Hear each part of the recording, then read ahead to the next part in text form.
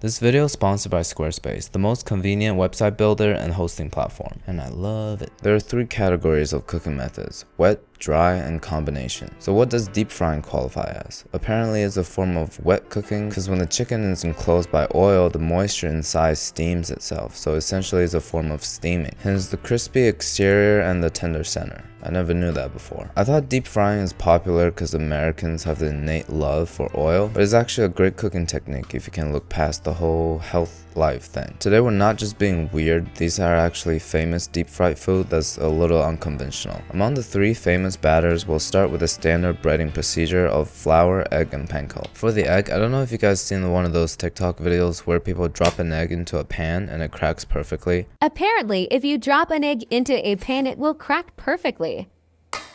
So I'm gonna try it here.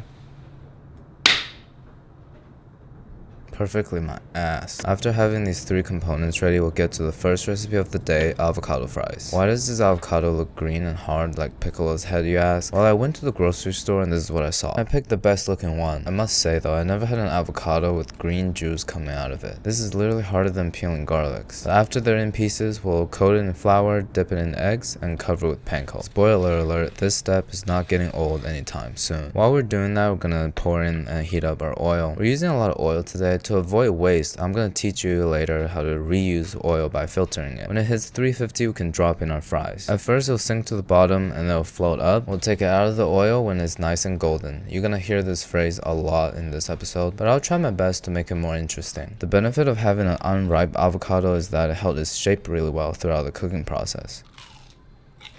I thought it was going to be a flavorless piece of goo enclosed by a crispy shell, but it's actually a flavorful piece of goo enclosed by a crispy shell. Avocado has been repeatedly impressing me lately. 8 out of 10. So when I say fried garlic, you must be thinking one of those crispy, thinly sliced ones on top of a salad or a noodle. But this recipe today is going to be fried whole garlic. We're going to start by blanching it in boiling salted water to soften the flavor and the texture. Then we'll coat them in flour, dip it in egg, and cover with panko. They kind of look like little chicken nuggets. It's already blanched, so we're just trying to cook the exterior. Looking pretty golden brown. Let's give it a taste and rate it 1 through 10. This is impressive. I thought the garlic flavor was gonna be too strong, but it's actually mild. When you bite into it, the texture of the center kind of tastes like chicken. I'll show you the cross section real quick. It tastes so good that it almost tastes like somebody swapped them out for Chick-fil-A nuggets. So I'll give these fried garlic a 9 out of 10. As many of you may remember, we've done this before. Too much leftover milk? Deep fry your milk. Too much leftover milk? Maybe my dad's back. The last time we overcooked it a little bit, and apparently you're not supposed to dip it in maple syrup, which is my answer to everything. I'm not Canadian, by the way. I love maple syrup because America makes the best ones. My dad's still not back, so I added 2 cups of my roommate's milk, as much sugar as you want, and then 60 grams of cornstarch. I think it's half a cup or so. We'll put it on medium-low heat and keep stirring it until it gets nice and thick. After that, we'll transfer it to a greased Tupperware, smooth it out a little bit, into the freezer till it sets. It should be pretty quick, an hour and a half or so. My freezer is currently at its full power, so it's set in 45 minutes. Cutting them into long, thick strips to resemble mozzarella sticks, and just follow up with the standard breading procedure of flour, egg, and panko. I don't know why, but this looks kind of funny for some reason.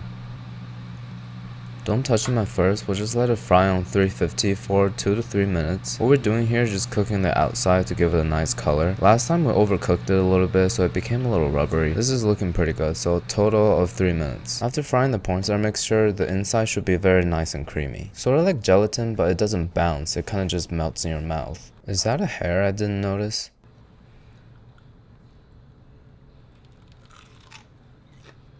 Definitely executed pretty well today, but to improve from the maple syrup dip, today I made a caramel sauce to go with it. Deep fried milk covered in warm buttered caramel. Do you guys have funding for a food truck? Cause we're about to be rich with this one. Let's give it a taste and rate it 1 through 10.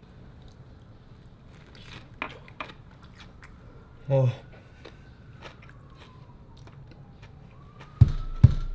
I apologize for that display of emotion. It's just the crispy on the outside, creamy on the inside fried milk, dipping in sweet and salty caramel sauce. The overall shock in my mouth kind of takes me back to my childhood. When I was little, my uncle, he ordered me my first chocolate lava cake of my life. I feel like we only get a few of those moments with food, so to savor this, I'm gonna sing a song. Picture perfect, you don't need no filter.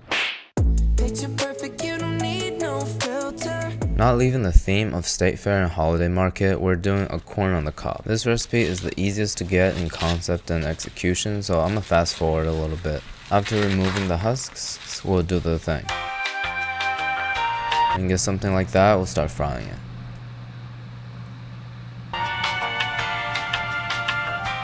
I fried for about 5 minutes. I'm starting to get concerned whether it's cooked or not. It's totally cooked. I guess butter isn't always the best companion for corn. Sometimes it's the standard breading procedure. I'm gonna give it an 8 out of 10. But you know what's the best companion for chasing your dream? A tool to help you build website with no experience. Let me introduce you to Squarespace. Its seamless process to web building really impressed me, especially with their AI-powered design intelligence feature. As you can see here, all I need to do is input my preferences and it customizes the layout and the structure of the site perfectly for you. It pretty much does all the work, so I don't really need to worry about it too much. If you need to monetize, you can sell products, manage payments all in one place. Onboarding is simple, letting you accept payments quickly with popular methods like Apple Pay and Klarna. You can check it out at squarespace.com/FutureCanoe. Use code FutureCanoe for 10% off your first website or domain purchase. If you have a business or a dream, Squarespace is a great tool to help you succeed online. I've linked all the info down in the description for you. What's the opposite of a steamed broccoli, you ask? It is a deep fried pizza. We're gonna use one from the grocery store because it's already frozen for days and everything should stick together.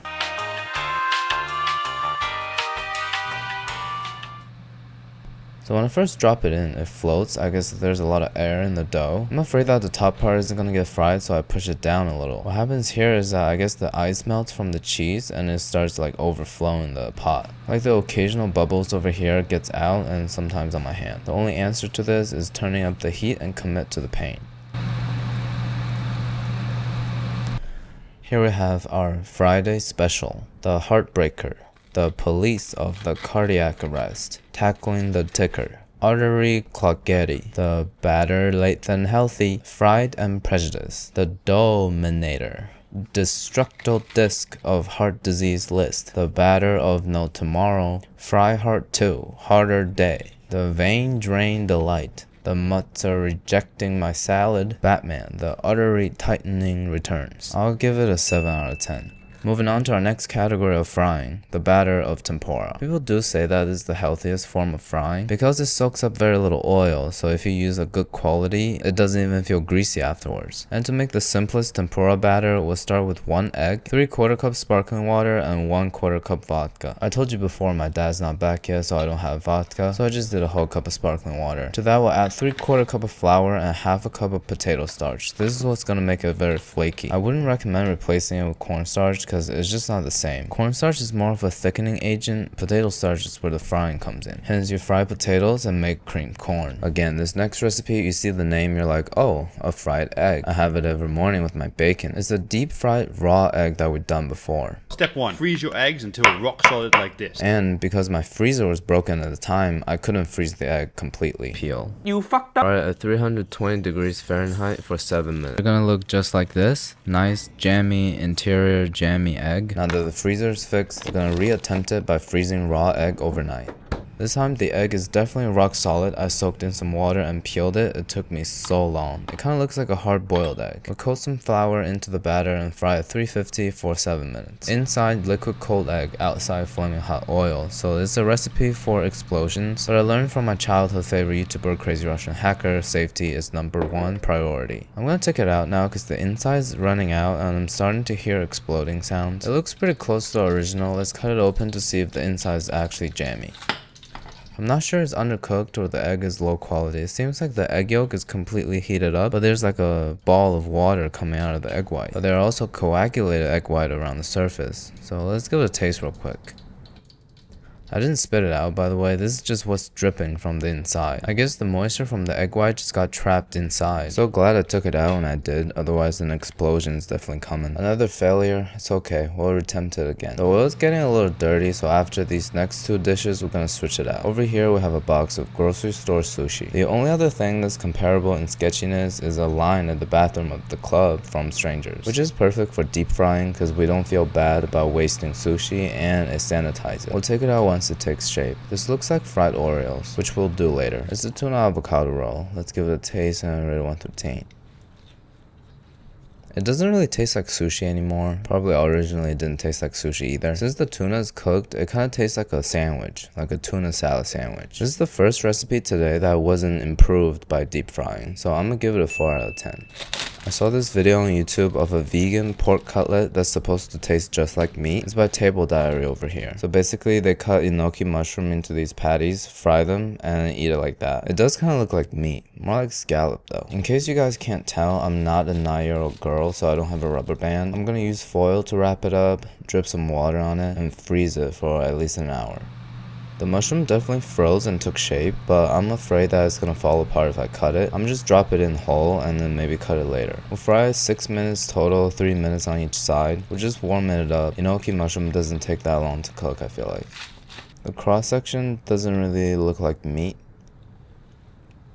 and the taste is even further. The worst part is I think I left a spot of dirt in it. I'm a little biased because I like any type of fried mushroom, so I'm gonna give it a 7 out of 10. I wouldn't recommend it though, it doesn't taste that good. My favorite Thai restaurant in the city is in Nolita called Fish Cheeks. I like to clap for how good their chicken wings are. They call this the Zab wings, which is so accurate because when you bite into it, your mouth goes zap.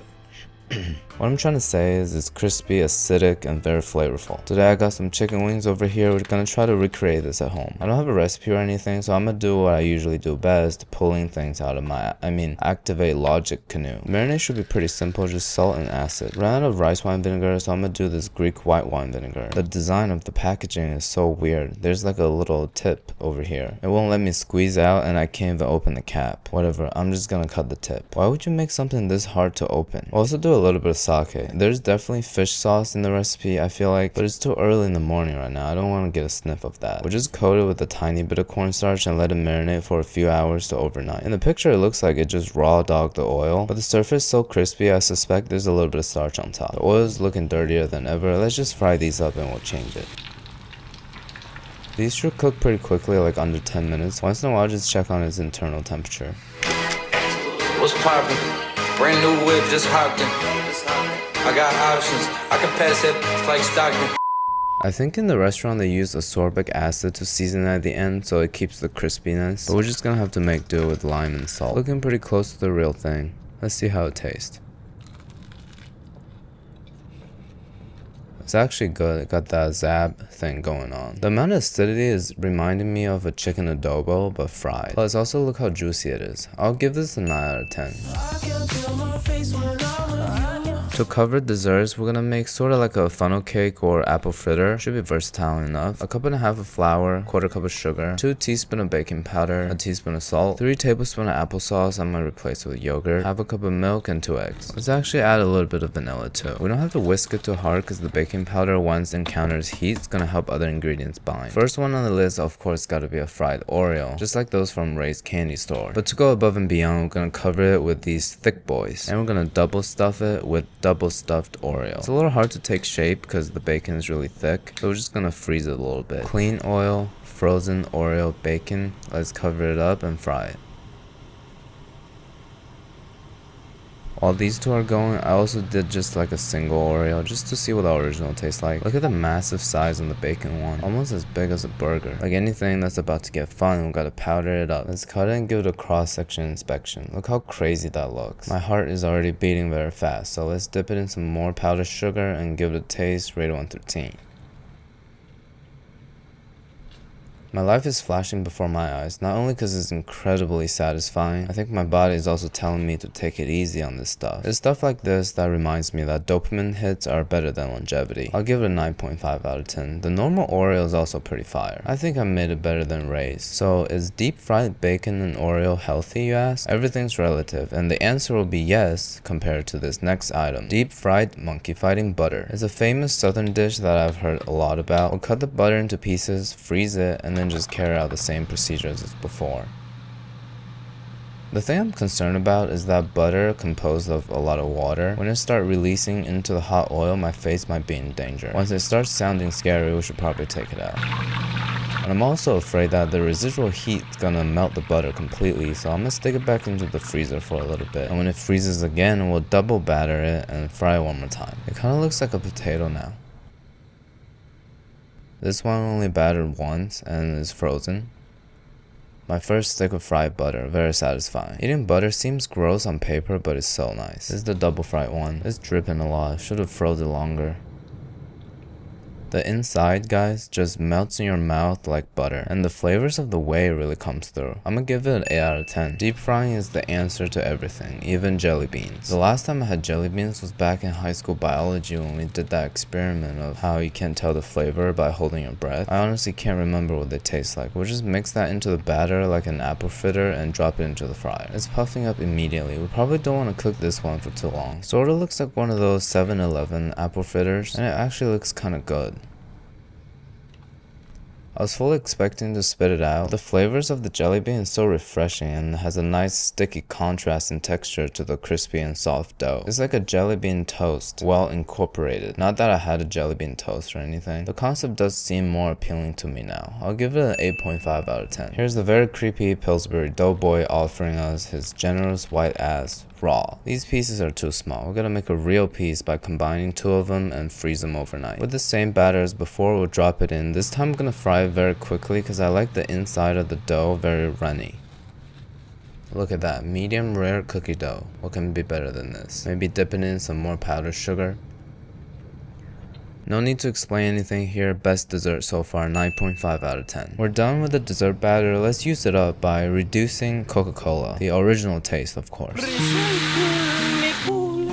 Original taste. The sugar 1.5. Say ingredients. Carbonated, may color. Caramel color. Acidity regulator. Natural flavor, may cola, original taste, the This is like a really popular street food in Massachusetts, I think. A lot of people put whipped cream on top, but let's just taste it with powdered sugar. It doesn't really taste like Coke anymore, it just tastes like a donut. But the Coca-Cola syrup though, drizzled on top, really takes it to another level. The original taste is unbeatable. I'm giving it a 6 out of 10. The last recipe is from the king of deep frying, Bayashi. It's basically like a low effort, low budget cannoli made from rigatoni. It looks very legit, so let's give it a try. First we'll drop in the biggest rigatoni I can find. In terms of how long to fry them, I don't know, it's raw pasta, so I guess once they turn dark it's edible. And for the filling, Bayashi did a whipped cream and mascarpone, and to replace that we're gonna use whipped cream cheese. Put it in a Ziploc bag and pipe cream into tubes. Dust some powdered sugar on top. Let's give it a taste and rate 1 through 10. The last recipe of the day.